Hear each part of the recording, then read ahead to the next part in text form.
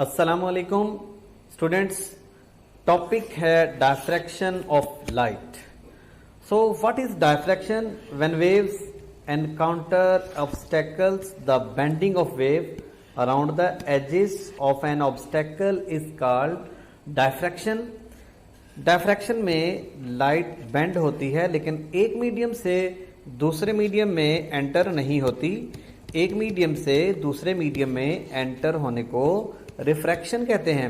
और इसमें ऐसे होता है कि लाइट एक मीडियम से दूसरे मीडियम में एंटर होगी तो बेंड होगी, इस बेंडिंग का नाम है refraction. But we are talking about, ये अभी यूएचएस के सिलेबस में नहीं है, we are talking about diffraction.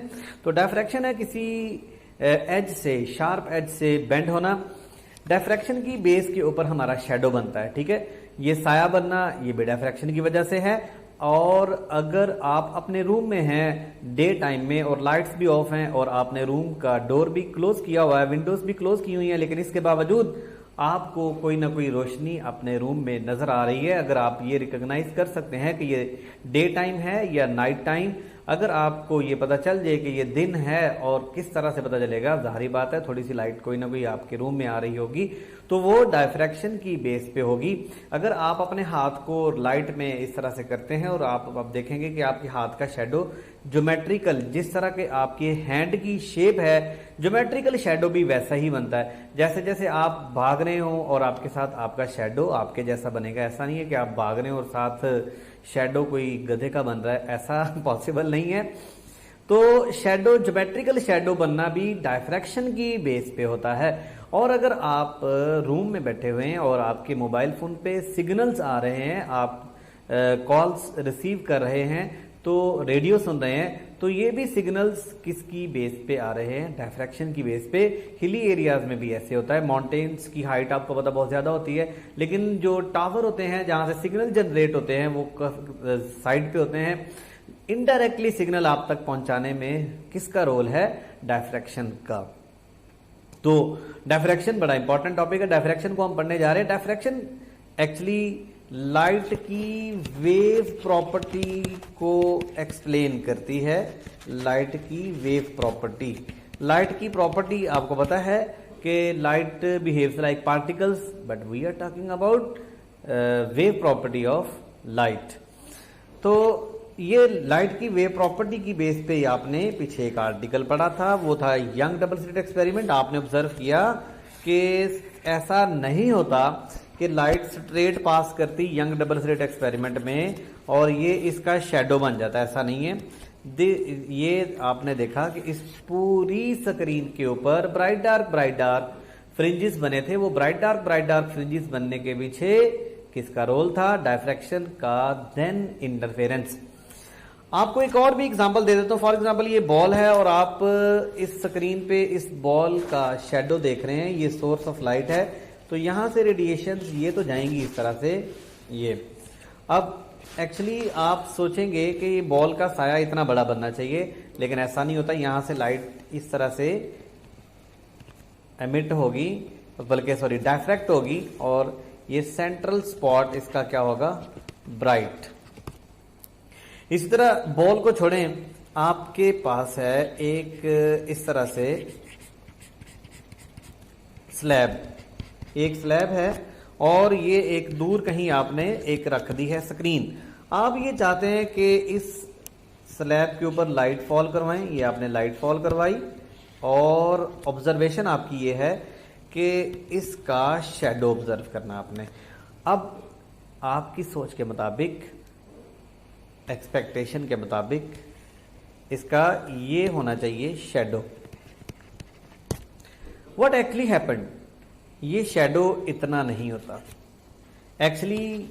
Actual picture इसकी क्या है? ये एक ऑब्स्टेकल और इस तरफ से इसके ऊपर फॉल कर रही है एक सोर्स से लाइट, और ये स्क्रीन है। ये लाइट इस तरह से यू बेंड होगी, इस तरह से यू बेंड होगी, और इसका शेडो इतना सा रह जाएगा। अब एक्चुअली शेडो तो इतना बनना चाहिए था, लेकिन ये एक्चुअल साइज से कम क्यों बना? ये लाइट की बेंडिंग प्रॉपर्टी की वजह से बना। ये लाइट इधर भी जाएगी, इस तरफ भी जाएगी, ये रेडिएशन इस तरफ भी जा रही है, ये लाइट इधर भी आ रही है, रेडिएशन इस तरफ आ रही है, ये सारी। तो यहां तो बराह रास्त आ रही है ना, दिस इज इल्यूमिनेटेड एरिया, और ये है शेडी एरिया। यहां पर शेड बनना चाहिए था ये इतने पोर्शन पे, लेकिन आपने देखा कि लाइट शेडेड एरिया में भी एंटर हो जाती है। इल्यूमिनेटेड एरिया ये था, ठीक है, इससे आगे वाला ये इल्यूमिनेटेड एरिया है, और यहां तक शेड होना चाहिए था, लेकिन लाइट शेडेड एरिया में भी एंटर हो गई। तो एक्चुअली ऑब्जर्वेशन ये है कि इसका ये जो है इसका शेडो जब यहां जाके बनता है तो इसका शेडो इसके ओरिजिनल साइज से कम बना, एक चीज। और दूसरी चीज क्या है कि लाइट, ये ओपेक मटेरियल था। ये कैसा मटेरियल था? ओपेक। ओपेक वो होता है जिसमें से लाइट पास नहीं कर सकती, एक होता है ट्रांसपेरेंट और एक होता है ओपेक। अब ये जो लाइट का बेंड होके शैडो एरिया में एंटर होना, this is also called diffraction. तो डायफ्रैक्शन की एक और डेफिनेशन हम पढ़ते हैं, when light strikes N obstacle and bends from edges, it enters into shaded area of object. This is also called diffraction. No sharp boundary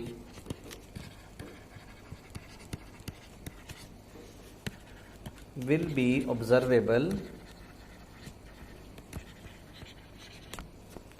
between shadow area and illuminated area. तो ये जो shaded area होता है और illuminated area, इन दो के दरमियान ये शार्प बाउंड्री नहीं होती। शार्प बाउंड्री क्यों नहीं होती? यहां पर कुछ फ्रिंजिस नजर आएंगे।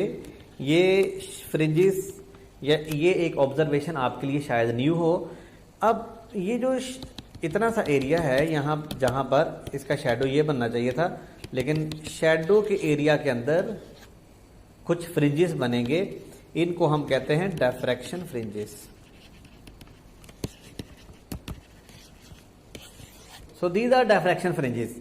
पहली बात आपको ये समझ आ जानी चाहिए कि इसका शेडो जितना बनना चाहिए था उतने साइज का नहीं बना। इधर से जब लाइट फॉल की, क्यों उतने साइज का नहीं बना? क्योंकि लाइट बेंड होगी, डायफ्रैक्शन की प्रॉपर्टी की वजह से ये नहीं बना। और शेड जहां पे बना है उसके बिल्कुल ऊपर कुछ ऑब्जर्वेशन में आया कि फ्रिंजिस बने हैं डार्क ब्राइट।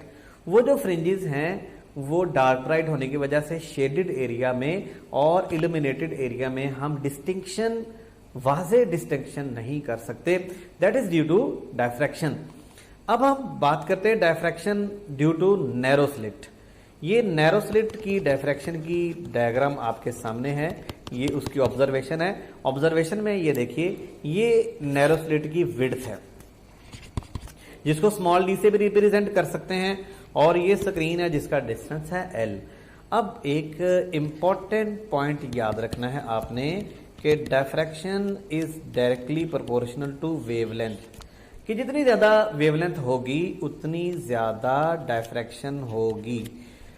जितनी ज्यादा वेवलेंथ उतनी ज्यादा डायफ्रैक्शन, जितनी शॉर्टर वेवलेंथ उतनी कम डायफ्रैक्शन। तो डायफ्रैक्शन की बेसिक कंडीशन क्या है? बेसिक कंडीशन ये है कि lambda should be equal or greater than this width.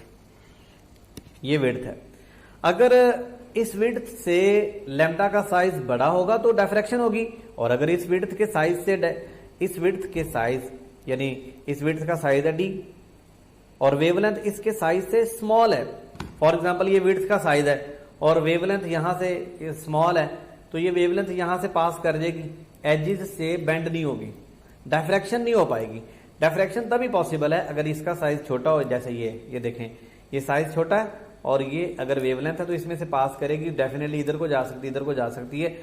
तो कंडीशन डायफ्रैक्शन की ये है कि वेवलेंथ शुड बी इक्वल और greater than this slit separation.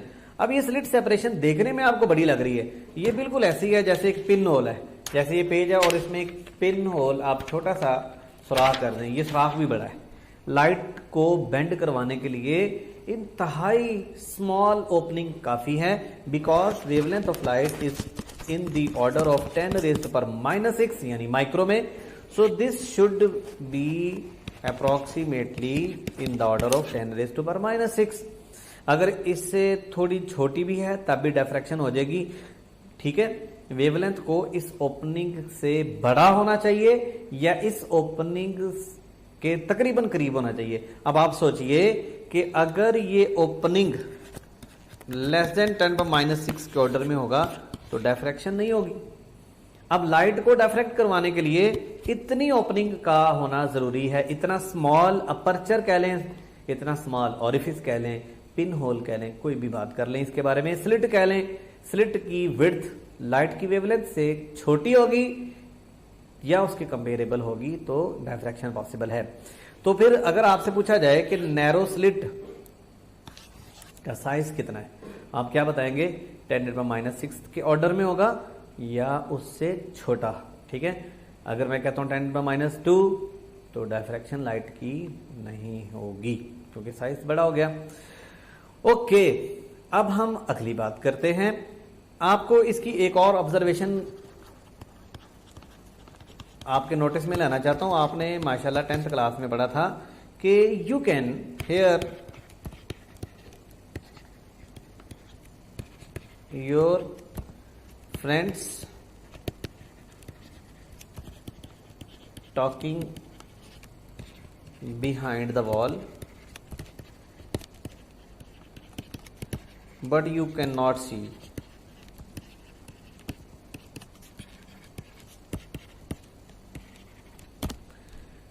Reason,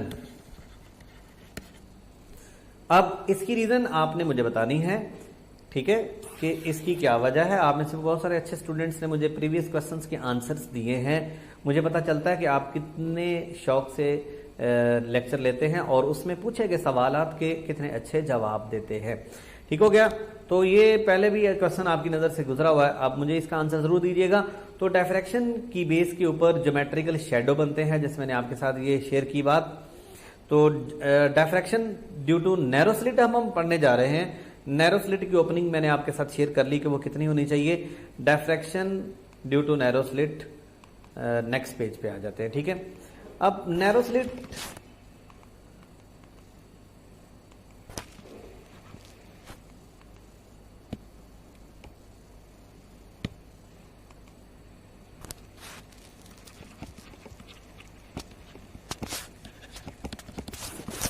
नहीं जनाब, ये नैरो स्लिट है, ठीक है, और ये है स्क्रीन। अब यहां से जब ये वेव फ्रंट आएगा, ये वेव फ्रंट यूं आएगा, तो इस वेव फ्रंट पे कितने ज्यादा पॉइंट बनाए जा सकते हैं। इन पॉइंट से निकलने वाली रेज सीधी भी जा सकती हैं, इस तरफ को भी जा सकती हैं, इस तरह यहां से रेज सीधी भी जा सकती है, इस तरफ को भी जा सकती है, इस तरह इससे निकलने वाली रेज सीधी भी जा सकती हैं और इस डायरेक्शन में भी जा सकती हैं। अगर हम यहाँ पर एक लेंस रख दें और इनको फोकस करवा दें, ये रेज जो जा रही हैं यहाँ पे, ठीक है, ये इस तरफ को बेंड हो जाएंगी और बल्कि ये इस तरफ यहाँ पे जाके मिलेंगी, या इनको मिलाने के लिए यहाँ पर लेंस रखा जा सकता है। लाइन ये रेज इस तरफ को भी आ सकती हैं क्योंकि बेंड होना है हर डायरेक्शन में। यहाँ पर भी लेंस रख के हम इनको यहाँ पर फोकस करवा सकते हैं। तो जहां पर हमने इनको फोकस करवाना है वो है इंटेंसिटी, मैक्सिमम इंटेंसिटी। लेकिन जब हम इस स्क्रीन को जूम करके, सॉरी इस स्क्रीन को कह रहा हूं, इस स्लिट को जूम करके पढ़ते हैं तो फिर अंडरस्टैंडिंग होती है कि कहां पर इंटरफेरेंस